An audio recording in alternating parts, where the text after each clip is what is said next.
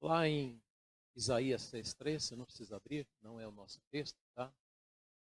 Mas pode também, caso queira. Diz assim para nós: e clamavam uns aos outros, dizendo: Santo, Santo, Santo é o Senhor dos exércitos. Nosso Deus é santo, santo, santo. E Ele é o Senhor dos exércitos. Ou seja, Ele tem tudo em suas benditas mãos. Ele pode todas as coisas de acordo com a sua bendita palavra e vontade. Nós somos seus filhos. Santo, santo, santo é o Senhor dos exércitos. A palavra santo quer dizer perfeito, imaculado, separado. A perfeição acompanha a pessoa de Deus, um atributo pertencente a Ele. Então, a palavra de Deus, ela reconhece que Deus é imaculado, é santo, Ele é perfeito. Bom, se Ele é assim, os céus é perfeito. Onde Ele está é perfeito. E sendo assim, somente o que é perfeito pode entrar no céu. Não há como a imperfeição chegar até ali. Porque só entra quem é perfeito. Então, ao pensarmos sobre esta afirmativa, esta assertiva, nós poderíamos pensar assim: então para nós não há esperança. Não há esperança de um dia estarmos com o Senhor. Porque nós somos imperfeitos. Somos maculados pelo pecado. Então nós não temos esperança. Porque não podemos adentrar a presença de Deus. E realmente, não há como o homem resolver este dilema. Se ele tentar oferecer boas obras para adentrar aos céus, Deus dirá: eu não preciso das suas boas obras, porque a salvação é pela graça, é um presente, é algo imerecido. Mas quem sabe alguns podem tentar praticar uma religiosidade para tentar alcançar a Deus. O problema é que a religiosidade humana é uma maneira de encontrar a solução. E não compete ao homem encontrar solução. Não cabe a ele resolver como chegar na presença de Deus. Cristianismo, evangelho em si, é a proposta de Deus procurando o homem, e não o homem procurando a Deus. Mas quem sabe alguns ainda poderiam até pensar em oferecer dinheiro para ter um lugar garantido. Mas o nosso Deus é o dono da prata e do ouro. Ele não precisa. Então a salvação, por sermos imperfeitos, por sermos pecadores, destinados à condenação, ela se encontra na pessoa de Jesus Cristo. Porque embora nós, sendo imperfeitos, e não podendo então chegar na presença de Deus, o fato de que Jesus Cristo morreu por nós, sendo nós pecadores, nós que já confiamos a nossa vida a Ele, quando Deus olha para nós, ele vê imputada em nós a justiça de Jesus Cristo. E por esse motivo, então, podemos adentrar na presença de Deus. Não somos perfeitos, mas o sacrifício foi perfeito. Jesus Cristo é perfeito. E nós temos, então, a justiça de Jesus Cristo sobre nós. Por isso podemos entrar na presença de Deus. Romanos, capítulo de número 5, versículo de número 8. Tem uma declaração solene de Deus para nós. Romanos capítulo 5, versículo 8, diz assim: Mas Deus prova o seu amor para conosco, em que Cristo morreu por nós, sendo nós ainda pecadores. Deus prova que nos ama. Ele ama você. Oh, meus queridos irmãos, a Bíblia Sagrada é a perfeita resposta de Deus para a grande agonia do ser humano, que é esse dilema: de onde vim, quem sou e para onde vou. A Bíblia Sagrada é o manual de Deus para que a gente o encontre. E quanto mais lemos, mais é aguçada em nós o desejo de ler e de conhecer ainda mais o Senhor. E Deus diz assim: olha, eu amo você. E eu não somente digo que te amo. Não é somente uma declaração, eu provo que te amo. E a maneira de eu provar é que eu mandei o meu Filho Jesus Cristo para morrer em seu lugar. Eu provo que te amo. No corredor da vida, esbarramos com pessoas que nutrem expectativas tão diversas a respeito de Deus. Tão diversas a respeito do caminho. Para alguns, Deus é apenas alguém punitivo, que tem prazer em perceber que as pessoas erram e que Ele não perdoa. Então existem pessoas sem esperanças que dizem: Deus sabe dos meus erros, de tudo que eu já fiz em minha vida, e para mim não há esperança, não há perdão. Outros creem que, mesmo que exista um Deus, mas Ele não é pessoal, Ele não intervém, é um Deus distante, que criou todas as coisas, mas com determinado momento foi para o céu, e como se sentasse em um trono, e não tivesse qualquer intervenção na vida do ser humano. Mas para outros ainda, a imagem de Deus é como um juiz, disposto a apenas acusar as pessoas, vendo os seus erros, enquanto outros o veem como um Senhor severo. E para que esta severidade ela seja aplacada e o seu juízo, alguns acham que precisam trabalhar bastante para agradá-lo. Outros ainda veem em Deus apenas como alguém que quer ser mimado, adulado, alguém que precisa constantemente que as pessoas cheguem a Ele para oferecerem os seus mimos. Isto faz com que pessoas ofereçam coisas.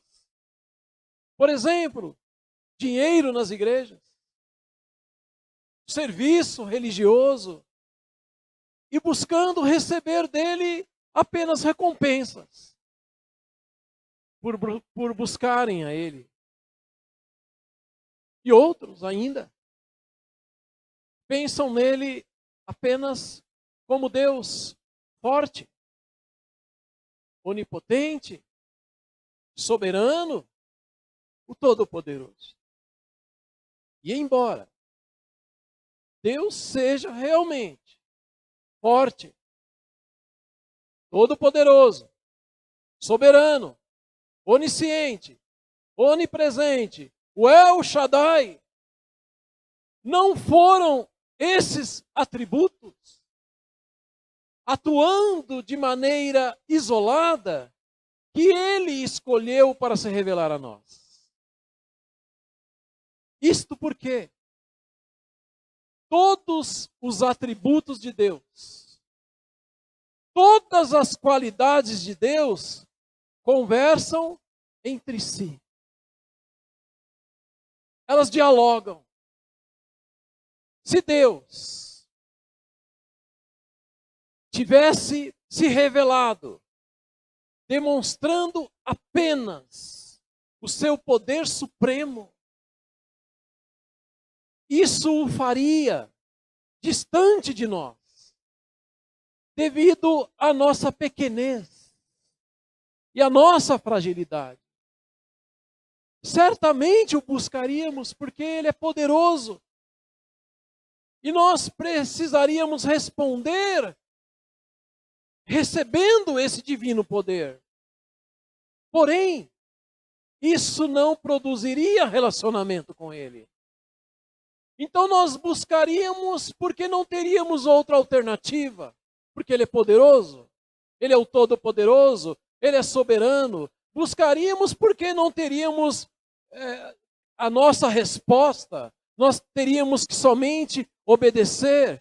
Certamente o buscaríamos porque nós teríamos esse aspecto funcional em nossa vida. Que Deus manda, Ele decreta, Ele é o Todo-Poderoso e Ele decretou para que pessoas o procurassem e as pessoas o procuram porque não podem responder de outra maneira. O que eu quero dizer? Se Deus agisse somente com o seu atributo de Todo-Poderoso, exigindo que o buscássemos, isso não construiria relacionamento com Ele. Não traria para nós amizade. Não construiria amor para com Deus. O texto nos diz que pelo seu atributo de amor, Deus entregou o seu Filho na cruz. O texto fala, Romanos 5,8. Isso é prova de amor. Logicamente, seus atributos em ser todo-poderoso, soberano, trabalham em conjunto com o seu atributo em ser amor, para Deus se revelar ao pecador. O versículo nos ensina que Ele nos procura. Procura o pecador. Ele não se esconde. Ele deseja que o pecador o conheça. Ele, além de procurar o pecador para se revelar, Ele procura para que o pecador com ele se relacione. Então nos ensina que Deus prova que se importa com o ser humano. Ele se importa com você. Ele se importa com cada pessoa. Ele não vira o rosto. Ele ama você. Você é amado pelo Deus Criador dos céus e da terra. E essa revelação de que Ele nos procura, de que Ele propõe relacionamento, de que Deus não cruzou o braço para o pecador, tem um nome.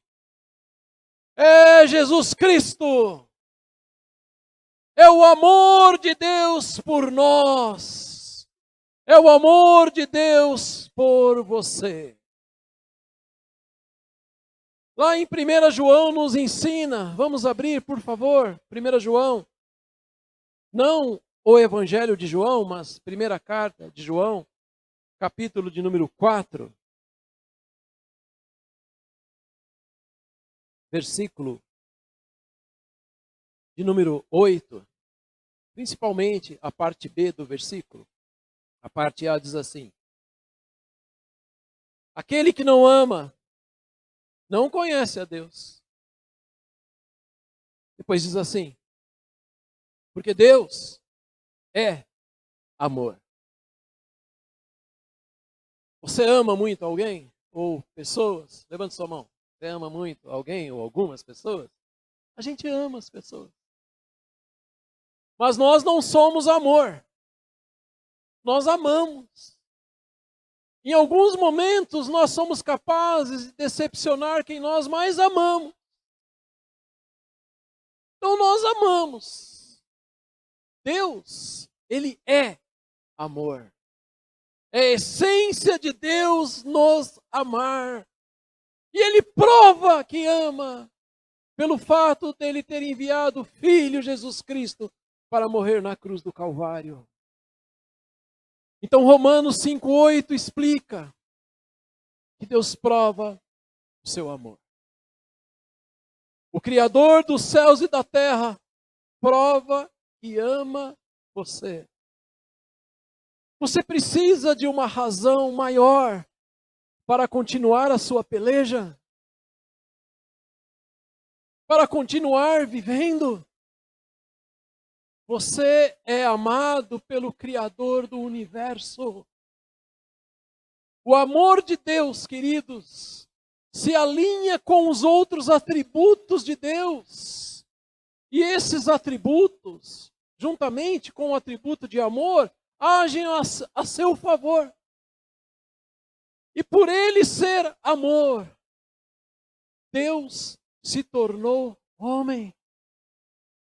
Ele veio a esse mundo e morreu em seu lugar para você ter esperança, para você ter relacionamento com o Deus da glória. Jesus é a resposta. Jesus é a maneira. Jesus é a solução do eterno para que o homem o conheça. Em Jesus, Deus se deu a conhecer. Em Jesus, Deus se fez homem, se relacionou lado a lado com o perdido, sempre em Jesus. Em Jesus, Deus foi visto, tocado, abraçado.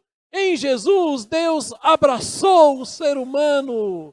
Em Jesus, Deus se alimentou, tomou água, sorriu, chorou, pegou nas mãos, corrigiu, protegeu, curou, chorou com o perdido, perdoou. Em Jesus, Deus foi vislumbrado.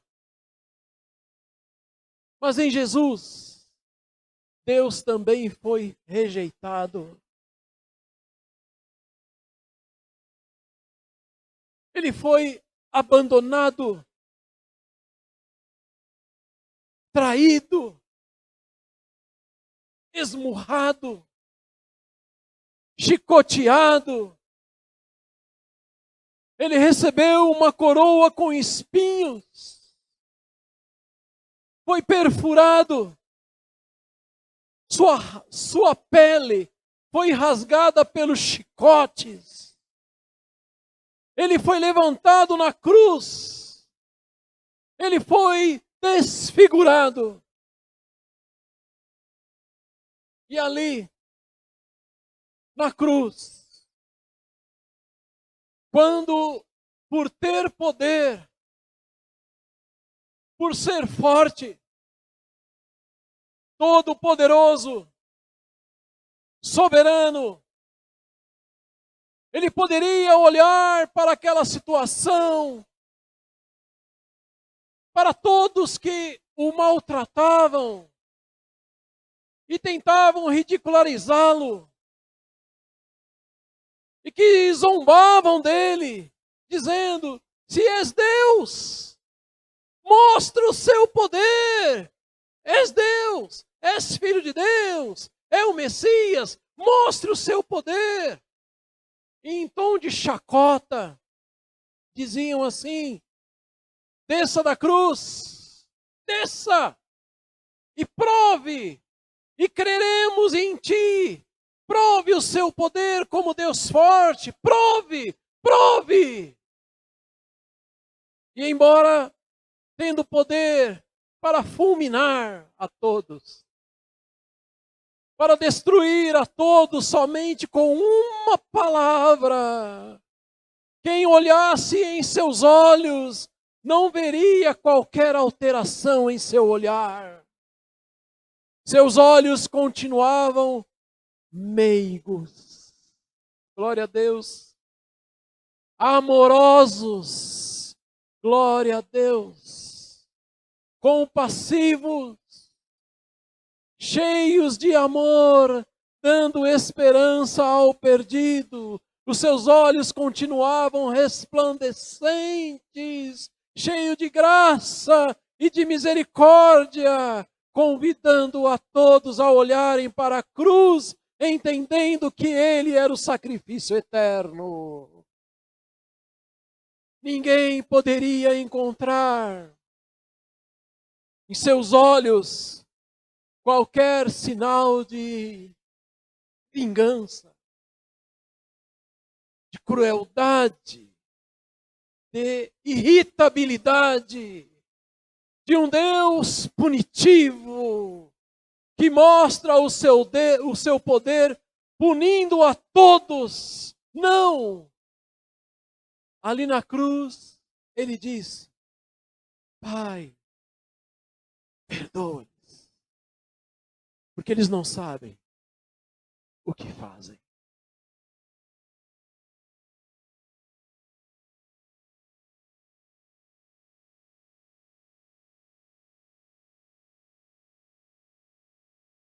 Seus olhos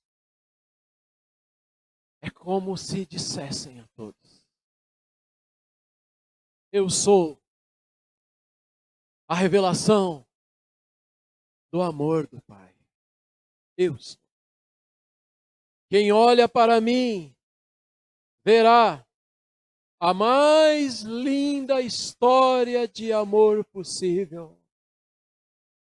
A história de amor do Deus que criou todas as coisas e que olha para o pecador e quer que este pecador tenha comunhão com ele. O corpo de Jesus entregue na cruz é a prova que Deus ama a humanidade. Os olhos de Cristo espelhavam o Deus que deixou a sua glória e se fez homem, revelando o amor do Deus único que se entregou, possibilitando relacionamento entre o Deus perfeito e o pecador. Em Jesus temos Deus como amigo. Em Jesus temos relacionamento com o Deus Criador. Em Jesus temos amizade com o Deus eterno. O Criador do universo é o nosso Pai. E somos filhos dele se já entregamos a nossa vida, se já nos arrependemos dos nossos pecados. Ele nos buscou quando nada havia em nós que ele necessitasse. Nada. Nada que ele precisasse para ser Deus. Ele nos ama. Todos que entregam a vida a Jesus Cristo experimentam do doce amor de Deus e são feitos seus filhos. Seu amor o levou, inclusive, a se permitir ser rejeitado. Lá em Mateus capítulo 23, 37, nos diz assim: ó Jerusalém, Jerusalém, que assassinas os seus profetas e apedrejas os que te são enviados, ó Jerusalém. Quantas vezes eu quis reunir os teus filhos, como a galinha acolhe os seus pintinhos debaixo das suas asas. Quantas vezes ele quis proteger, ele quis cuidar. E o texto diz: mas vocês não quiseram. Então muitos naquela época rejeitaram o Senhor Jesus Cristo. O amor verdadeiro não é impositivo.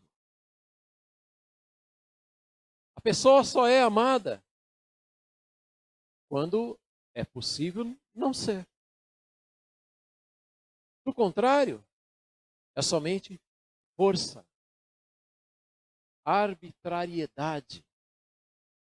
É o poder do mais forte. É exigência.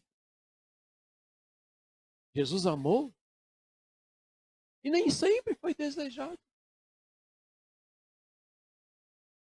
As pessoas chegavam até Jesus, em alguns momentos, multidões, só para saberem o que ele poderia fazer por elas, dar, em questão de milagres, curas. Mas quando ele começava a pregar, a maioria ia embora. Tanto que num determinado episódio, Jesus perguntou aos 12, porque só sobraram eles: e vocês querem ir embora também? E Pedro falou: para onde iremos, Senhor? Se somente tu tens as palavras da vida eterna. Então muitos negavam. Queridos, ainda hoje, muitas pessoas dizem não para a revelação do amor de Deus, que é Jesus Cristo. Muitos negam a Jesus. Às vezes até frequentam uma igreja. Às vezes até acham os cristãos pessoas boas para se conviver. Até dizem assim: não, igreja é um lugar bacana. Jesus, eu admiro ele. Mas não querem compromisso com Deus. Não se arrepende das mazelas que vivem. Não se arrependem dos seus pecados. Não entregam a vida a Jesus Cristo. E são meramente admiradores. Mas ser admirador de Jesus Cristo não garante vida eterna. Jesus veio chamar pessoas para se tornarem discípulos, para se tornarem adoradoras. Então muitos rejeitam, muitos às vezes procuram Jesus no momento de dor, de tribulação, de escassez. Mas nos momentos de bonança, não pensam nos valores eternos. Era daquele tempo e ainda é hoje. Já percebeu, meu querido, que o amor, por vezes, traz dor? Por que sofremos por alguém? Por que a despedida traz dor? Por que a saudade faz doer? Por que as más escolhas de alguém traz dor para nós. Porque sofremos na traição,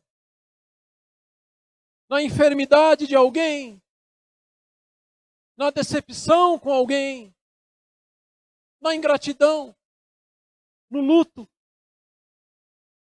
Sofremos porque amamos. Ah, se você pudesse impedir que aquele que você ama não fizesse uma má escolha. Mas isto seria apenas agir com força e com poder. O máximo que se conseguiria seria servidão, subserviência e demonstração de autoridade e não amor. Em outras palavras, Deus não usa de força para exigir que o busquem, pois isso não traria uma relação verdadeira. Ele usa do seu amor para nos atrair a Ele, então Ele usa do amor. O amor de Deus por você causou dor em Jesus. Dor física. Os chicotes. Na ponta dos chicotes havia pedaços de osso que quando entrava na pele, rasgava. O sangue jorrou. Colocaram uma coroa de espinhos na cabeça do nosso Senhor. Perfuraram Ele. Esmurraram Ele. E Ele sofreu também espiritualmente. Em que sentido? É que no momento quando Ele estava levando os nossos pecados, Ele estava dando a vida dele. O Pai estava julgando os nossos pecados na pessoa do Filho. Então o Pai naquele momento era juiz. E o Filho estava levando os nossos pecados. Por isso que ele olhou para o Pai e disse: por que me abandonaste, Pai? Ele sabia a resposta. Mas é para mostrar para nós que naquele momento ele estava sofrendo, ele estava abatido espiritualmente nesse sentido, dele estar levando todos os nossos pecados. Contudo, apesar da dor, ele resolveu te amar e se entregar em seu lugar. E deixa eu te falar algo. Deus te ama em todos os momentos. Quando você passa por dificuldades, Ele ama você. Quando a torneira do céu parece que está seca. Quando a sua lágrima cai. Quando do desemprego, na perseguição, no abandono, na dor de alma, na enfermidade, no luto, Deus te ama. E quando partirmos para a realidade da morte, conforme diz Salmo 116:15, preciosa é a vista do Senhor, a morte dos seus santos. Sabe por quê? Porque o relacionamento de amor iniciado na terra terá sequência na presença de Deus por toda a eternidade. Você já pensou em alguém passar por essa vida com um grande drama do agônico, que é não entender o porquê vive seus 20, 30, 40, 50, 60, 70, 80, sei lá. Você acha que nós fomos criados para vivermos esses anos aqui e acabou.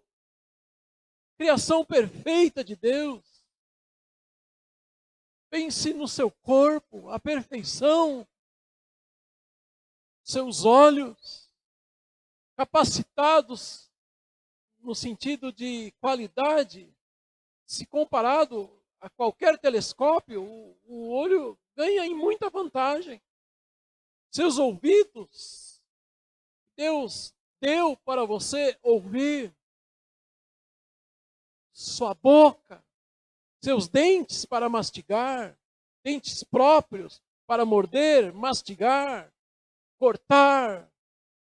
Sua língua, que Deus deu para você sentir sabores distintos.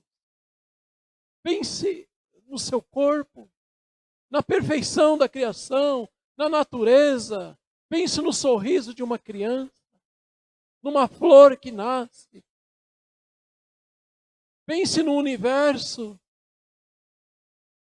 E embora no universo existam bilhões e bilhões de estrelas, a ponto de cientistas chegarem à conclusão que existem mais estrelas em todo o universo do que todos os grãos de areia em todos os desertos e mares na Terra. A criatura de Deus, ou melhor dizendo, a coroa da criação de Deus é um ser frágil, pequeno, dependente, que precisa andar com Ele. É você. Você foi criado para ter relacionamento com Ele. Porque um dia você vai partir. E se você tem essa agonia de não saber o propósito para o qual foi criado, pense em Jesus. Pense na cruz. Se entregue a Deus. Faça com que a sua vida tenha sentido. Pense que Deus tem propósitos para a sua vida. E naquele dia, quando você se apresentar ao seu Deus, o seu testemunho será que você combateu o bom combate, acabou a carreira e guardou a fé. Glória a Deus. Ele é bom. Ele é fiel, misericordioso, gracioso, bondoso. Ele é amor. E por Ele te amar, Ele está contigo. A conclusão da obra salvífica é dele. Meus irmãos, meus amigos, precisamos entender que no mundo somos como peregrinos. Lá em Hebreus 11:3 vai fazer essa afirmação. No mundo, nós, cristãos, somos como peregrinos. Peregrinos por quê? Porque nós não temos morada fixa. Nós estamos aqui, mas Jesus pode voltar e Ele vai nos arrebatar. Ou nós podemos faltar aqui, podemos falecer, mas encontraremos com o Senhor. Quando falamos sobre sofrimento, eu preciso que você entenda assim, ó. Na cruz do Calvário, Jesus não cravou a solução dos nossos problemas terrenos. Ele cravou a solução para não sermos condenados.